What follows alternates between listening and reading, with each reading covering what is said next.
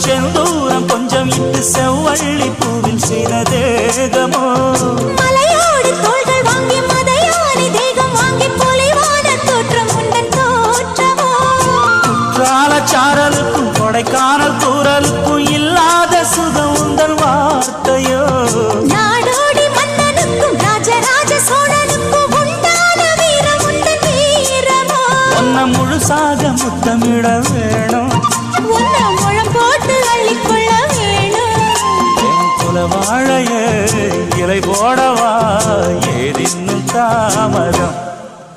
அடி மீனா பொண்ணு